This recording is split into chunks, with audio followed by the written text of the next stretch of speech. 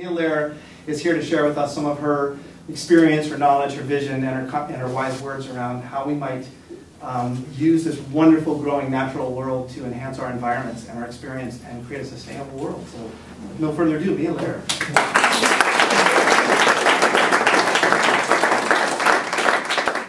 I grew up in a country where a large rural population, and yes, there was poverty, but people lived from the land and lived very lightly on the land. And my father, my parents immigrated from Europe and Brazil, was in awe of this place. And weekends were spent, climbing a volcano or going to the ocean or a lake. And there were all these trips, and it was just awesome, right? Cicadas and parakeets that move from one side of the city to the other from the morning to the evening. Now you all have them in Malibu. They all followed me here. They go from the Natural History Museum to Malibu, as it turns out, something like that. And so we were just kind of completely immersed and really in tune with, sort of life, basically nature cycles. And it was obvious. What I want to talk about today is not only sort of nature in the city, because a lot of my work is about how to integrate nature into the city and how to help people understand the value of nature in the city, but also to talk about landscape architecture and the power of design in solving some of the environmental ills that we've created as our cities have grown, and where we've channelized rivers with concrete, and we've, those places become freeways instead of rivers. And even in beautiful places like Topanga, which one would call more nature, how we've created a bit of havoc. And so how we could solve that. So in terms of, I have a firm, and Kat, and everything I do is actually in teams, and not only an internal team, but even on the River Master Plan. Thank you for honoring me, but I had a very large team of a biologist, an economist, a fluvial geomorphologist, which is a little bit like another Googling of a name, but it's someone whose expertise is how water moves and what the impact that it has. And so it was an incredibly enriching and wonderful experience that included a poet who was actually inspired the city to really believe, a poet who was a creative arts student of the now mayor, which helps, who in high school, he was his student, Lewis McAdams, who really inspired us all to think, okay, things can change. And of course, we had been trained in graduate school to really think big and think about the world in layers, in the layers that really represent it, whether it's soil or water or air and topography. And so really, when I ended up moving to California because I married a Californian, I found this place with this incredibly beautiful blue sky. We already had blue sky. It turns out in the 60s, 70s, there wasn't too much blue sky, which actually is really important to note, because any environmental ill that we think we can't solve, that is proof that both in terms of if the political will and the community will existed to actually change how we addressed pollution. And we knew that, and a lot of the pollution that was present in the 1960s had to do with incineration, not just with cars. How many of you, I know some people in the back who weren't, but how many of you remember when the sky was completely incinerators? So I don't, because I didn't live here, but that's what people tell me. And the way I know it from Ray Banham's books, that he never mentioned the sky. He was fascinated by California when he came here from England to study the place, but he had never seen the blue sky because you see his documentaries. And so we solved the problem in 20 years. Laws with, policies, then laws, then financial solution, finances were procured. We all contributed through taxes, and here we are. So we do have a blue sky, and that means we can solve a lot of problems. That's my take. So the firm that I've created, we talk about sort of our vision is, and sort of our mission statement is to celebrate nature, to make places that matter, and to using technologies that sustain. And everything we do has to do with those tenets. And when we talk about places that matter, it means community and the relationship that the community has to these places. So that sort of I'd like to quote someone, because sometimes through quotes we can express ourselves best, is that John Moore's quote that when one tugs at a single thing in nature, he finds it attached to the rest of the world. And I think it's really important to note that that one of the things about what's wonderful about young people in our office or others, we always are challenging one another, and of course Kat has been prepping me to make sure she wants to make sure I get you all interested, and so I said, what about nature? And I said, well, nature is a way of feeling rooted, and I could say that about myself, is that once you understand nature and you're connected to it so much, your own, you feel, you understand the world around you better. And it allows you to sort of really participate with your community and the community at large, which is the regional, worldwide community, as a human that is connected in so many ways. So, of course, it's important to note that landscape architects aren't always just dealing with plants, and we're dealing with a lot of, we actually learn civil engineering, and we actually understand structures, and some of us, are more experts in some things than others.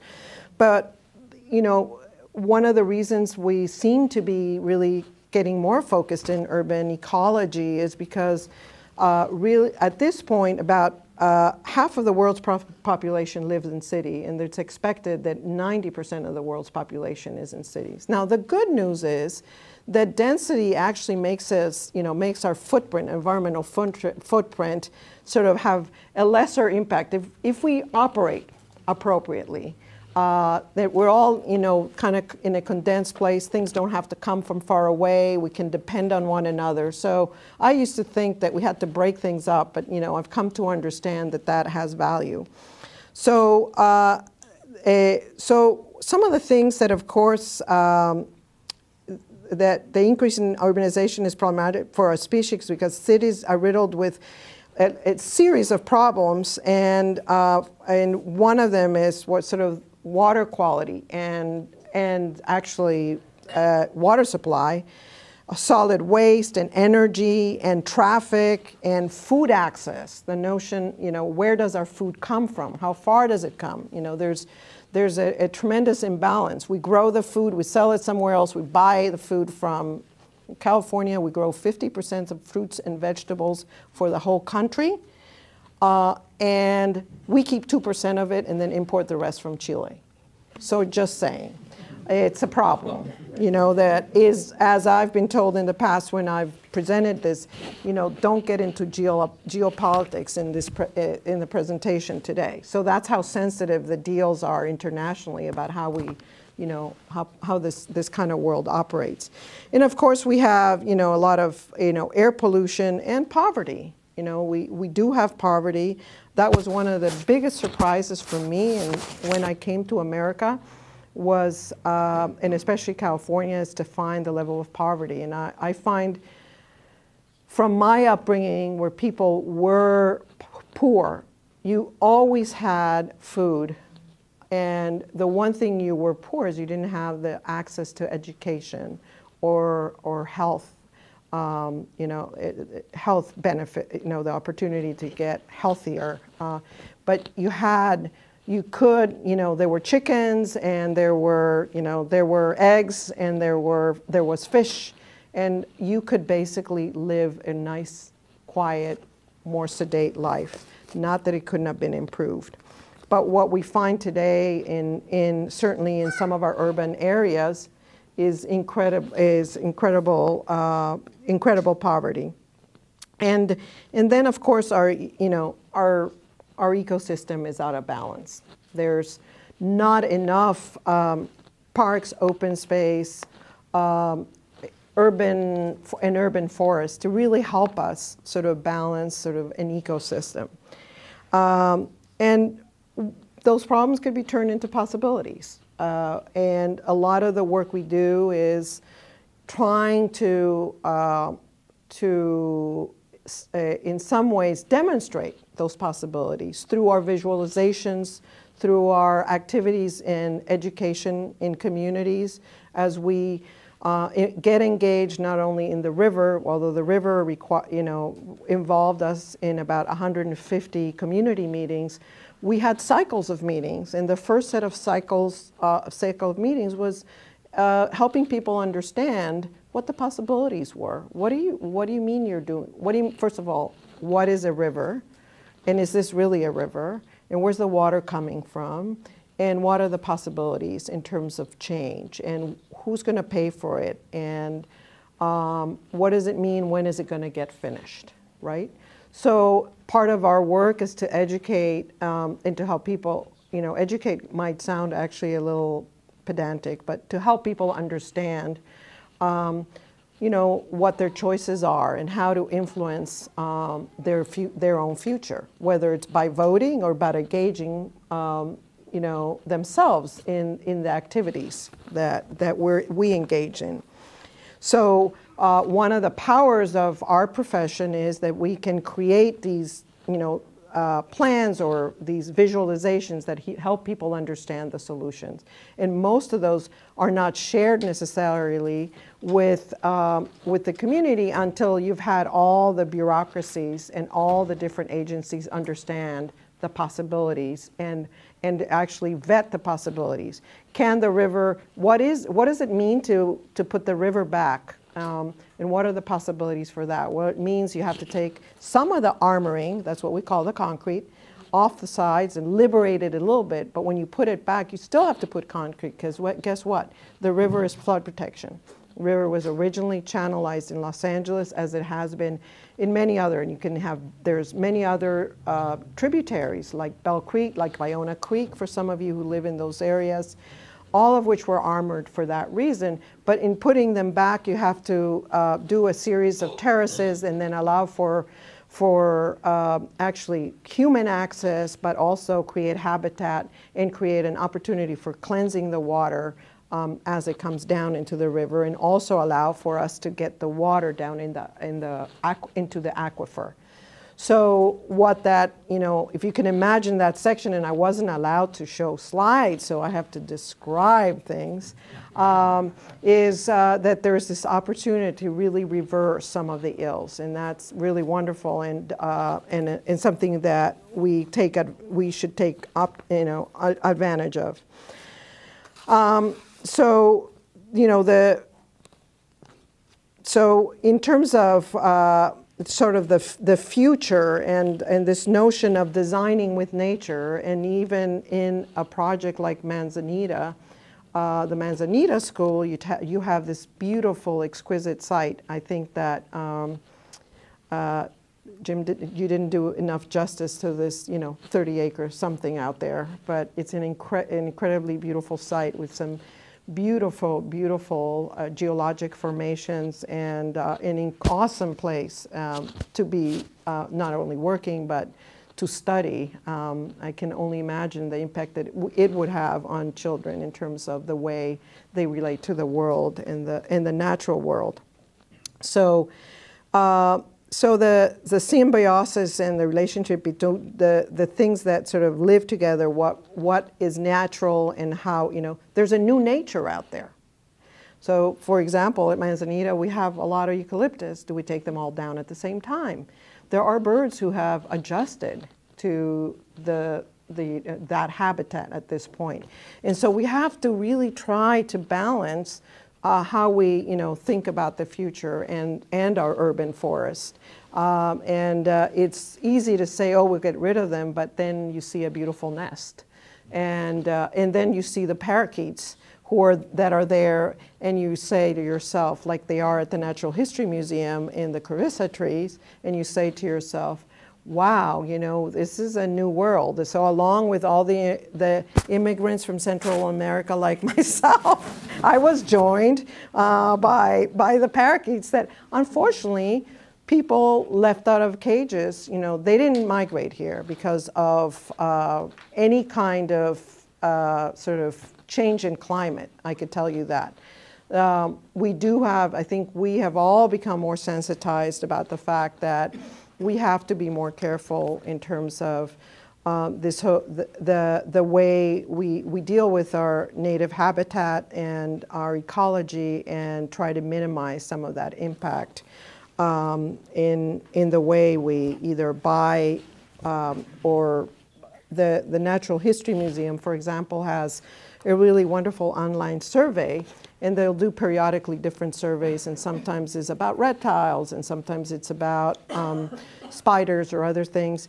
And the number of sort of invasive reptiles that, you know, people write in about is pretty scary, you know. So I think that those are the kinds of things that we all need to be more sensitized to, is that I always say that after learning from the scientists at the Natural History Museum, who, you know, it's this institution, mothballed institution, people are doing research all over the world, and they're wonderful, wonderfully passionate, and they didn't have a place in their backyard to do the research, which is what they got.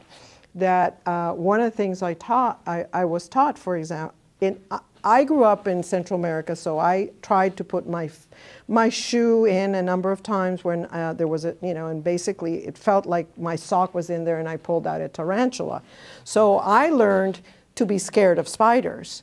And, you know, that wonderful lesson about that one should get in 2nd and 3rd grade about why spiders are good for us, what they do, and why bees are important, are all things that, you know, I always say that after you go through the gardens at the Natural History Museum, if you go into the bathtub or the shower, and your first instinct is not to just squash the spider that happened. I don't know about you, but mine, they hang out in my shower always.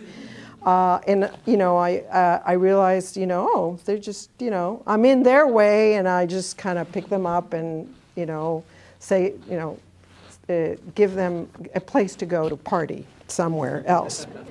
So I think that this whole notion of us understanding our own place in the world and our own, you know, one of the terms that's used a lot is our, you know, what our footprint, where ecological footprint is. And it's really important to be thinking that way. You know,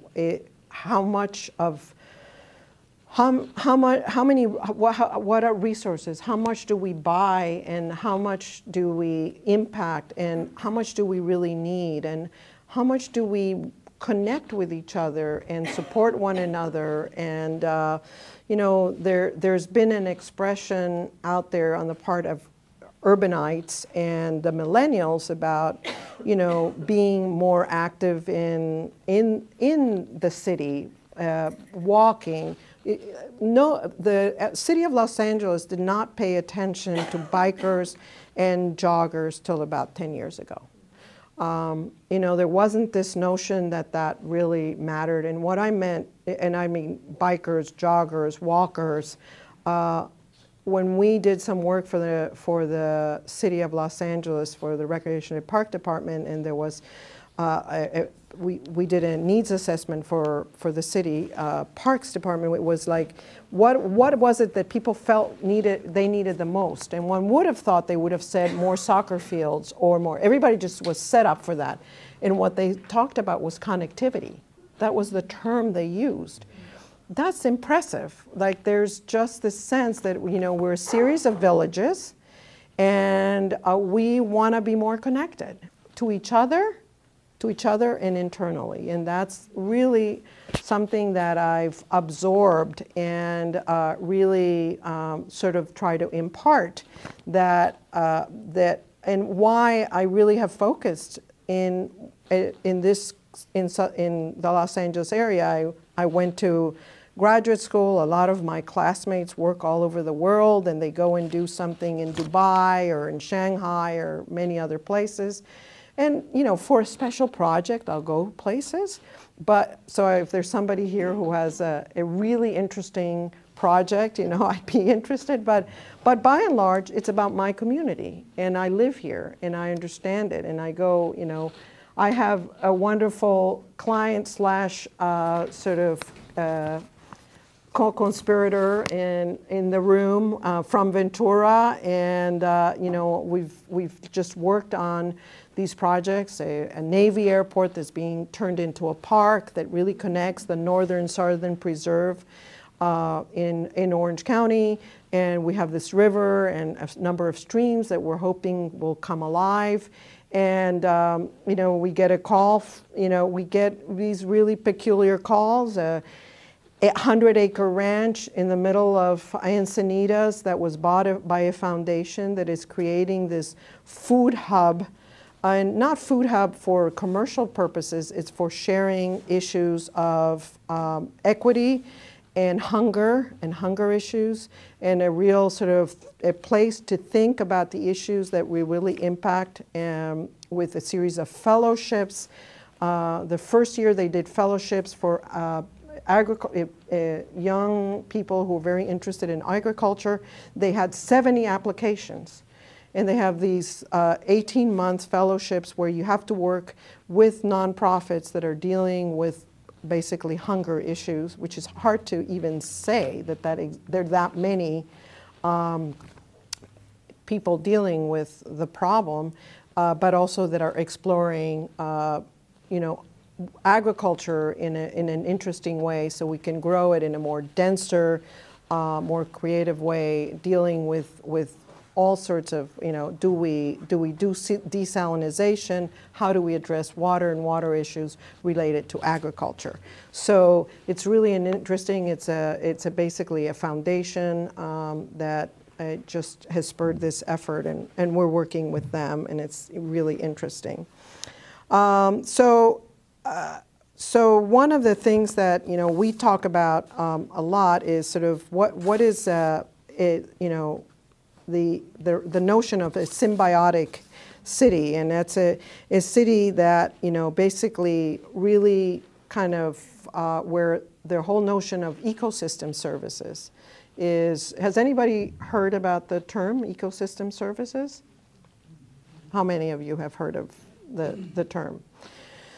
So this is kind of, so a city that is balanced and that provides, and you can measure, you know, the services, and it's being used, interestingly enough now. Years ago, when there was these conversations about how do we get funding to, for example, deal with the urban forest, or during big events, you know, big sort of disasters, and we are in the middle of one, which is the drought. How do you address funding? And one of the things that came about is that we could be dealing with a way of balancing by having the banking system get engaged in the funding on this carbon sequestration. And, you know, since they figure out how to make money out of many things, they figured out how to get money, and actually came out of Stanford University research. So these services have to deal with water, and they have to deal with soil and air, and even, you know, sort of the social aspects. But so this this whole notion of the ecosystem and the services. So one of the supportive services, in order to really be able to, let's say, sell the credits, carbon credits, out in the banking world, is to really think about seed dispersal and production, and then provisioning services like food and water and raw materials, and then the regulating services, which is that sequestration. So, you know, we're at a time when, you know, if when Mr. Gore 10 years ago was doing those amazing documentaries, we were all in awe of, you know, the information he was giving us.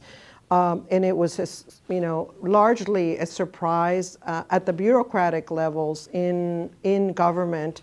People didn't understand the possibilities. I think now everybody understands that we really have to be more mindful. Really, the idea is to try to leave the world better off than the way we found it. And that's what's been sort of my passion. I think many of us, how many of you do professions that you're passionate about? Amazing. This is Topanga. This is Topanga. So you know what I mean. You know, I think that's not always the case, by the way. And for those of us working in the public realm, when we end up with, in bureaucracies, trying to advance an idea, or, you know, having a strong, sort of a very difficult set of tasks ahead, with people who have a particular way of doing things that is, you know, basically they will proceed with the path of least resistance. It's a challenge, and so it's not obvious that everybody is actually so passionate about what they do. So that's really wonderful. Thank you so much, Mia.